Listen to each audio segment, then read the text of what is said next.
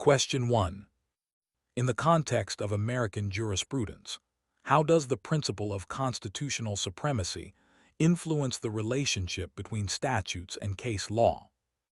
A. It allows courts to ignore statutes that conflict with their own precedent. B. It invalidates case law that disagrees with statutory interpretation. C. It ensures that all laws, including statutes and case law, must conform to the Constitution. D. It permits state constitutions to override federal statutory law. Correct answer: C. It ensures that all laws, including statutes and case law, must conform to the Constitution. Explanation: Constitutional supremacy means the U.S. Constitution is the highest legal authority. All other laws, statutes, regulations, and judicial decisions must be consistent with it. If a statute or precedent contradicts the Constitution, it is deemed void.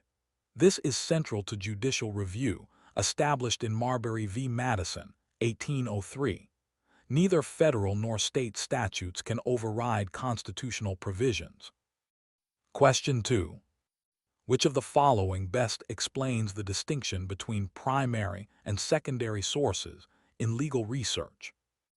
A. Primary sources interpret legal rules, while secondary sources create enforceable rules.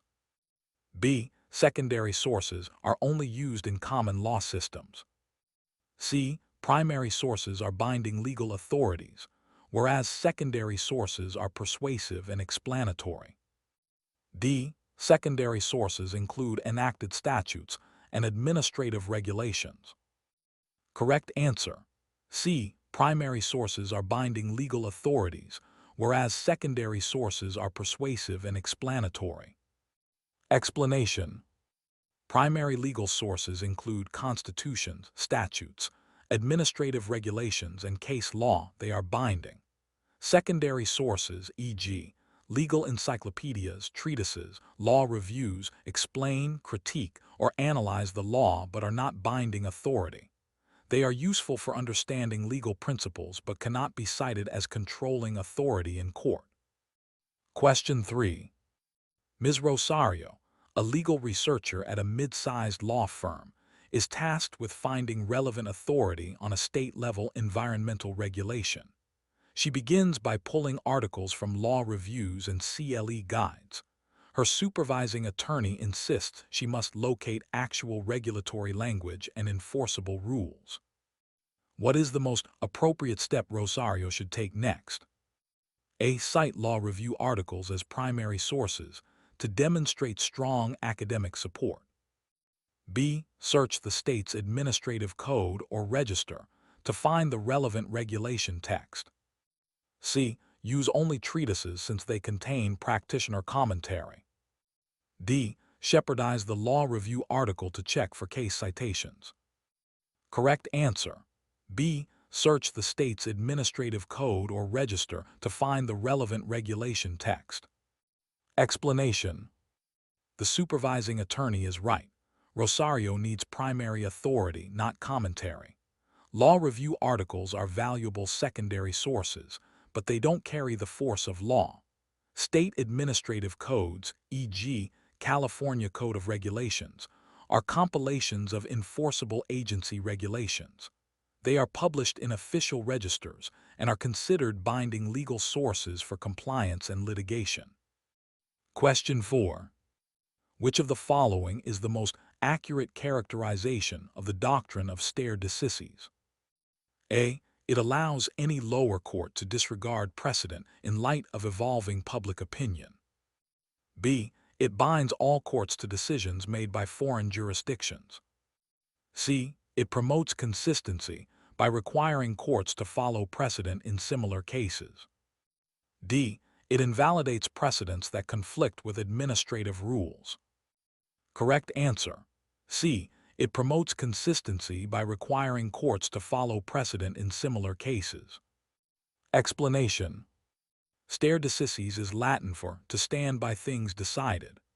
This doctrine ensures consistency and predictability in the law by compelling courts to follow established precedent unless there's a compelling reason to overturn it. However, Higher courts, e.g., Supreme Court, can overrule prior decisions when warranted. Question 5. When conducting issue spotting for legal research, what is the most effective first step in a complex fact pattern? A. Read only the conclusion of the fact pattern for the outcome. B. Draft a summary of the law before reading the facts. C. Identify legal relationships, duties, and triggering facts from the scenario. D. Locate statutes without understanding the context. Correct answer. C. Identify legal relationships, duties, and triggering facts from the scenario. Explanation. Effective issue spotting begins by identifying the legal relationships, e.g., employer-employee, buyer-seller, duties, statutory or common law, and the triggering facts, events that may have legal consequences. This allows the researcher to isolate relevant legal issues before diving into deeper statutory or case analysis. Question 6. How does Boolean searching enhance legal research effectiveness? A. It provides AI-generated summaries of case law. B. It limits results to court opinions from the U.S. Supreme Court only. C. It allows researchers to use logical connectors to refine search results. D. It eliminates the need for secondary sources entirely. Correct answer. C. It allows researchers to use logical connectors to refine search results. Explanation. Boolean searching enables precision in legal databases using connectors like AND or NOT, WN, within. For example, contract and breach and damages narrows results to documents discussing all three. This method is more effective than natural language when targeting specific legal elements or relationships. Question 7. Mr. Kaplan is preparing a brief involving conflicting case law from two jurisdictions. The precedent in one jurisdiction directly supports his client's position, while the other does not. He wants to argue persuasively without misleading the court. What is Kaplan's ethical obligation in citing these cases? A. He can ignore negative cases if they are from a different jurisdiction. B. He must disclose both cases if the negative one is directly adverse and controlling in the forum. C. He should only cite persuasive authorities favorable to his client. D. He can fabricate distinguishing facts to weaken the opposing case. Correct answer. B. He must disclose both cases if the negative one is directly adverse and controlling in the forum. Explanation. According to Model Rule 3.3a, 2 of the ABA Model Rules of Professional Conduct, a lawyer must disclose legal authority known to be directly adverse to the position of the client if the authority is from the controlling jurisdiction. Failure to do so violates the duty of candor to the tribunal, even if it weakens the case. Question 8. What is the proper use of citators such as shepherds or key cite in legal research? A. To check whether a case or statute has been overruled, reversed, or criticized. B. To find judges, biographies, and academic credentials. C. To verify whether statutes are included in legislative history. D. To locate unreported decisions for scholarly use only. Correct answer. A. To check whether a case or statute has been overruled, reversed, or criticized. Explanation. Citators are essential tools to determine the precedential value of legal authorities. Shepard's Lexis and key cite, Westlaw, help identify whether a decision is still good law and highlight negative treatment. This avoids citing invalid or weakened precedent, maintaining ethical and effective legal argumentation. Question 9. Which of the following best describes the principle of binding versus persuasive authority?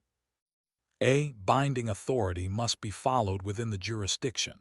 Persuasive authority may influence but is not obligatory. B. Persuasive authority is binding in all federal courts. C. Binding authority includes law review articles and court summaries. D. Persuasive authority always trumps local statutory law. Correct answer. A. Binding authority must be followed within the jurisdiction. Persuasive authority may influence but is not obligatory. Explanation. Binding authority includes decisions from higher courts within the same jurisdiction and applicable statutes. Persuasive authority, e.g., decisions from other jurisdictions, academic articles, may influence the court's reasoning but is not mandatory. Understanding the weight of authority is essential in building sound legal arguments. Question 10. Why is secure research practice considered an ethical obligation in legal research? A. Because outdated research platforms tend to violate copyright laws.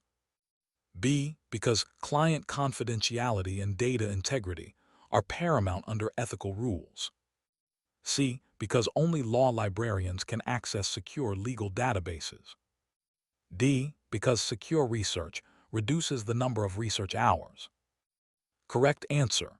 B. Because client confidentiality and data integrity are paramount under ethical rules. Explanation. Legal researchers must safeguard confidential client information and ensure research is conducted using trusted, secure platforms.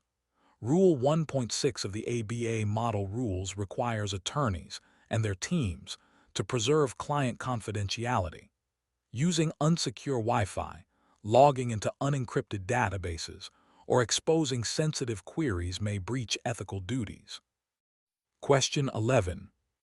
Which of the following best describes the concept of interrelationship between statutes, regulations, and case law?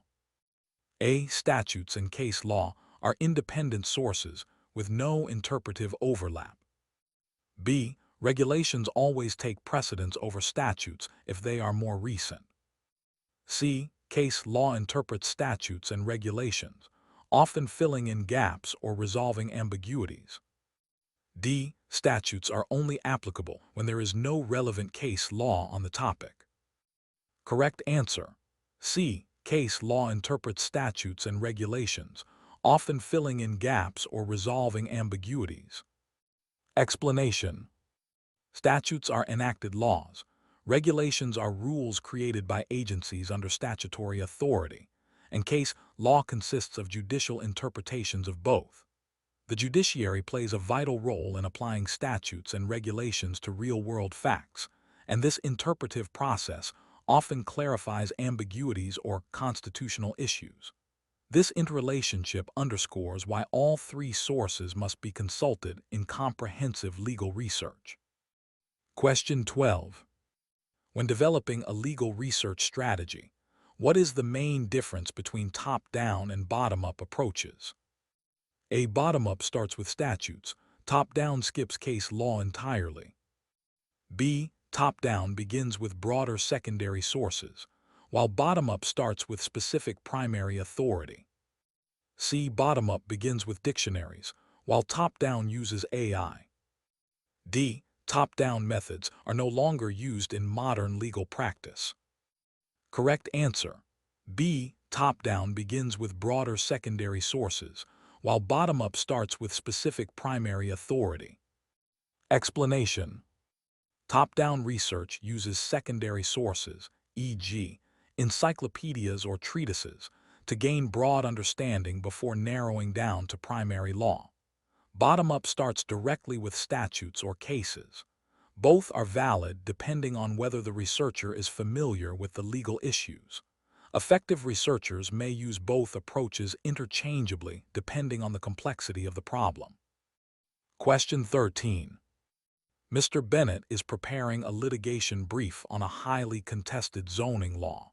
He finds a state appellate decision from 2017 and a municipal regulation amended in 2020. He is unsure which to prioritize in his argument. What should Mr. Bennett do to determine which source controls? A. Use the older appellate decision, since courts provide binding precedent.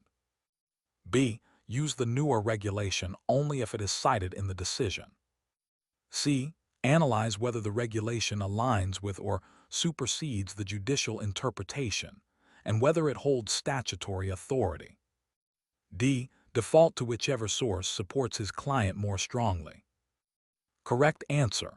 C. Analyze whether the regulation aligns with or supersedes the judicial interpretation, and whether it holds statutory authority. Explanation. Regulations may override or modify the effect of case law, especially if enacted after judicial decisions and within the agency's authority. Mr. Bennett must examine whether the newer regulation was validly adopted and whether it directly contradicts the earlier interpretation. Courts often defer to agency interpretations unless they are clearly erroneous. Chevron deference principle in federal law. Question 14. In ethical legal research, which of the following best exemplifies a breach of the duty of candor? A. Citing a persuasive article that criticizes binding precedent. B. Failing to update a case's treatment in a brief after it was overturned. C. Including both favorable and unfavorable controlling authorities. D. Omitting dicta from a relevant case when summarizing the rule. Correct answer. B. Failing to update a case's treatment in a brief after it was overturned. Explanation. The duty of candor, ABA Model Rule 3.3, requires lawyers and legal professionals to provide courts with accurate legal authority. Citing overturned precedent as valid, whether intentionally or negligently, can mislead the court and violates this ethical rule.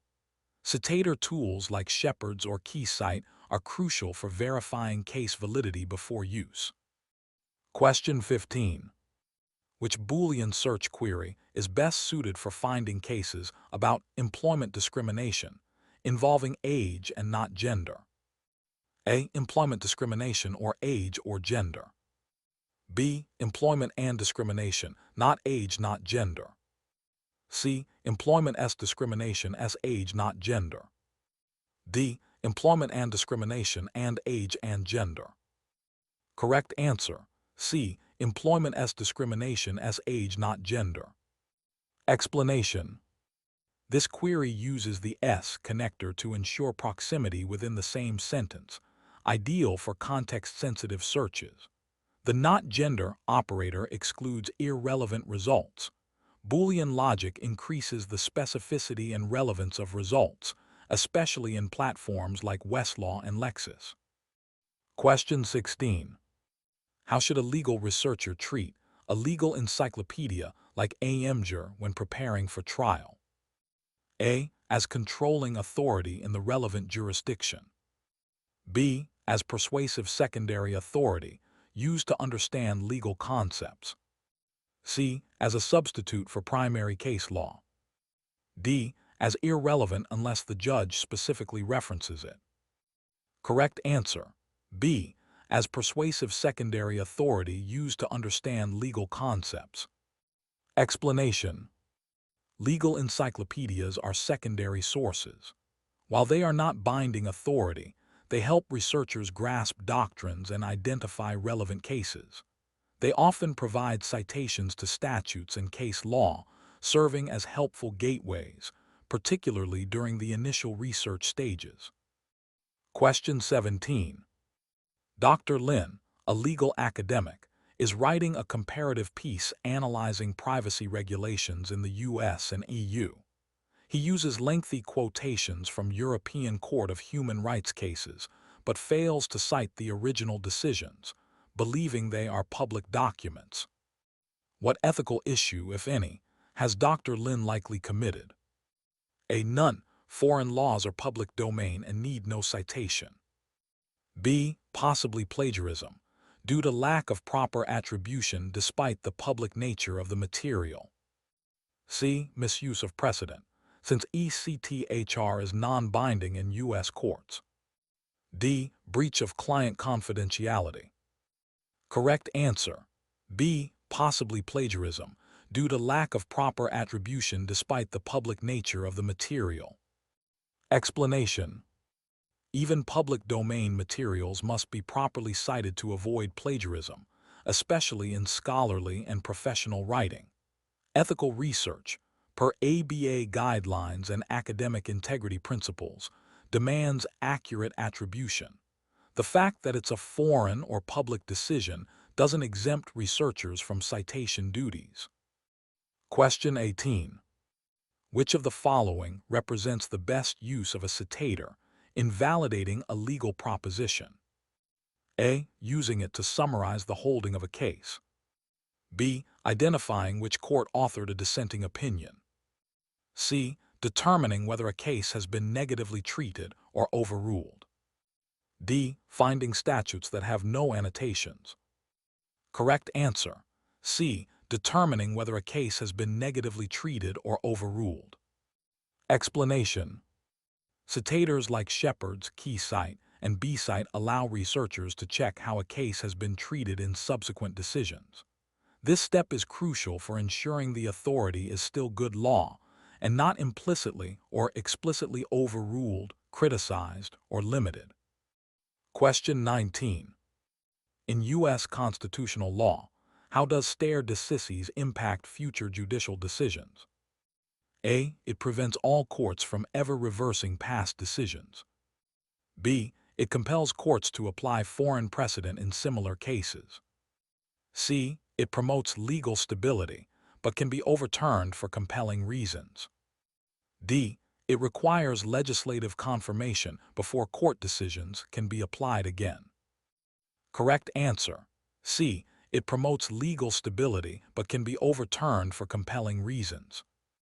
Explanation. Stare decisis guides courts to follow established precedent for consistency and predictability. However, courts, especially the Supreme Court, may overturn past decisions if precedent is deemed unworkable, outdated, or wrongly decided. A notable example is the reversal of Roe v. Wade in Dobbs v. Jackson Women's Health Organization, 2022. Question 20. When drafting a legal memo, which structure is most commonly used to frame legal reasoning? A. IRAC, issue, rule, application, conclusion.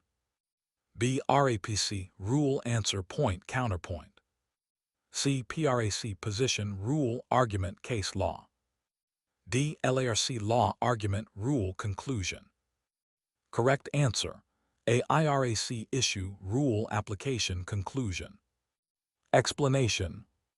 IRAC is the standard legal writing format used in memos and essays. It clearly outlines the legal issue, states the relevant rule, applies the rule to the facts, and ends with a conclusion. This method ensures logical, structured reasoning, essential for both exams and real-world legal practice. Question 21. A state appellate court issues a ruling that conflicts with a recent federal district court ruling on a similar issue. You are practicing in that state, and your case will be heard in the state appellate court. Which authority should you rely on? A. The federal district court decision, because federal courts have national authority. B. The state appellate court ruling, because it is binding within the state court system. C. The decision that supports your argument best, regardless of jurisdiction.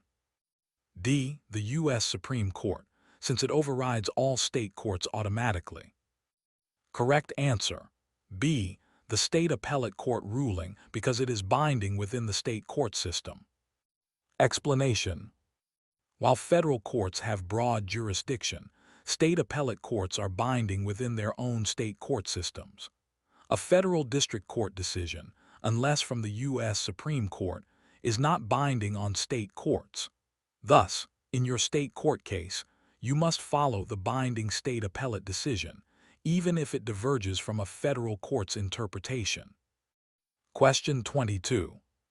Which of the following would best illustrate a negative treatment flag in a citator such as Shepard's or key cite? A. The case is frequently cited with approval by higher courts. B. The case has been affirmed on appeal. C. The case has been overruled, criticized, or questioned by another court. D. The case appears in a popular legal blog without commentary. Correct answer. C. The case has been overruled, criticized, or questioned by another court. Explanation. A negative treatment flag indicates the case has received adverse consideration in subsequent decisions, meaning it may have been reversed, overruled, or limited.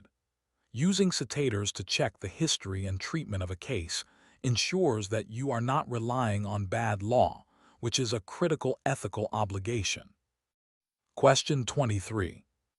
Ms. Noor is drafting a legal memorandum for a partner in her firm. She finds a relevant case from the Court of Appeals in another state that strongly supports their client's position. However, she's unsure whether to include it since the case is from outside their jurisdiction. What should Ms. Noor do? A. Omit it entirely since it is not from the controlling jurisdiction. B. Include it as persuasive authority with proper jurisdictional context noted.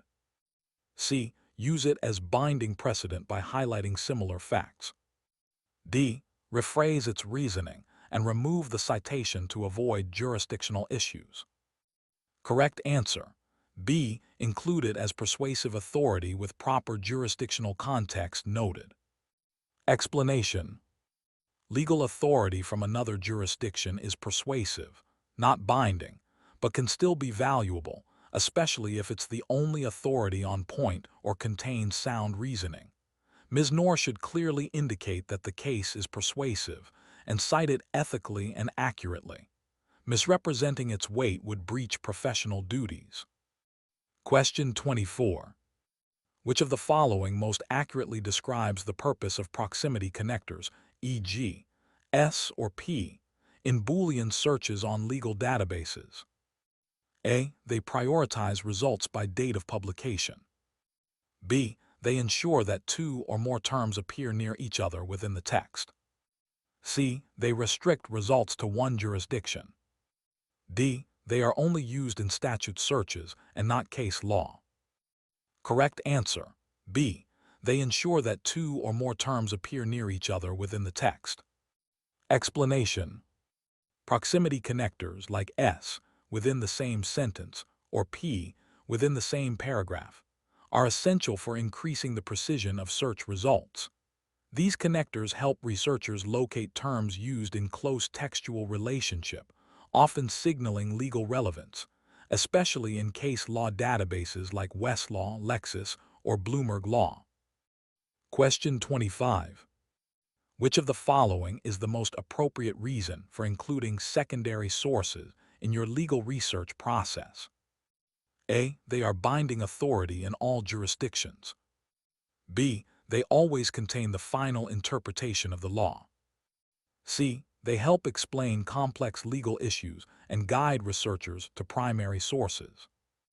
D. They are required by all courts for legal briefs. Correct answer. C. They help explain complex legal issues and guide researchers to primary sources. Explanation. Secondary sources are tools for understanding legal concepts and for identifying key primary authorities. While not binding, they can provide insight into trends, summarize complex issues, and direct the researcher to relevant statutes and case law. Examples include legal encyclopedias, treatises, and law review articles. Question 26.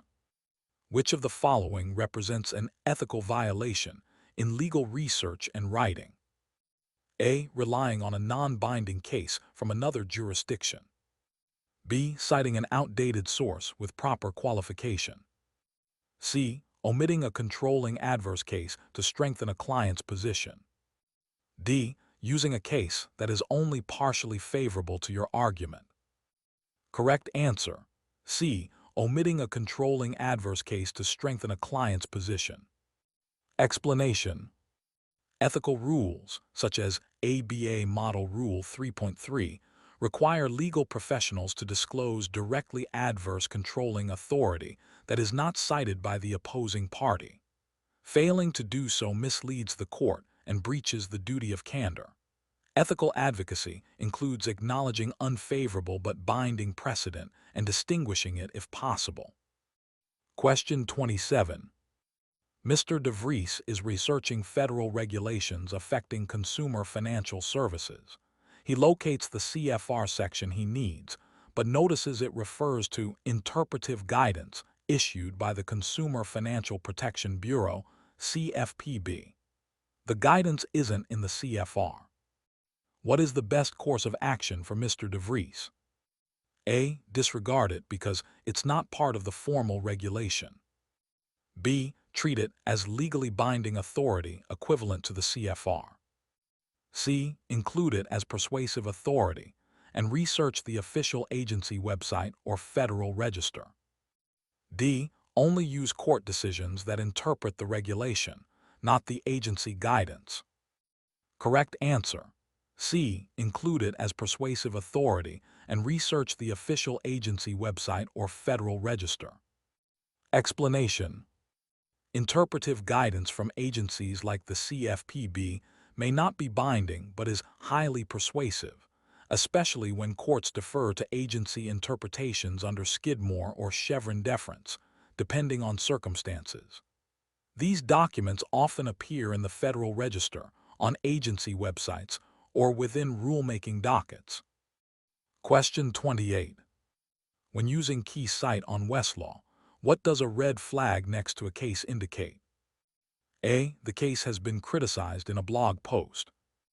B. The case has no cited authority. C. The case is no longer good law for at least one of its holdings. D. The case is the most cited in its jurisdiction. Correct answer. C. The case is no longer good law for at least one of its holdings. Explanation. A red flag in key cite indicates that a case has been explicitly overruled, reversed, or rendered invalid for at least part of its holdings. Legal researchers must investigate how the case has been treated to ensure it's still good law. Relying on a red-flagged case without clarification would be both unethical and ineffective. Question 29. Which of the following is a key difference between the Shepard citator on Lexis and key cite on Westlaw? A. Key cite uses only color, Shepard's uses only symbols. B. Shepard's provides comprehensive editorial analysis, while key cite is limited to statutory updates. C. Key cite offers visual mapping tools and negative treatment warnings similar to Shepard. D. Shepard's is used for statutes only. Key cite is for case law only. Correct answer. C. Key cite offers visual mapping tools and negative treatment warnings similar to Shepard. Explanation. Both Shepard's and key cite offer similar core functions, tracking judicial history and treatments of legal sources. Key cite also includes tools like graphical history maps, and both systems flag cases with negative, neutral, or positive treatment. There's no major functional distinction limiting either to statutes or case law. Question 30. When conducting multi-jurisdictional legal research, what is a critical consideration in evaluating conflicting case law? A. The older case always prevails unless overruled. B. The case with more citations is automatically more authoritative. C. The jurisdictional relevance and the hierarchy of courts issuing the opinions. D. The number of judges concurring with the decision. Correct answer. C. The jurisdictional relevance and the hierarchy of courts issuing the opinions. Explanation. Evaluating conflicting authorities requires understanding which court decided the case and in what jurisdiction. A U.S. Supreme Court ruling carries more weight than a district court, and a decision from your jurisdiction is binding, while others are persuasive. Simply counting citations or age of the case does not determine its authority.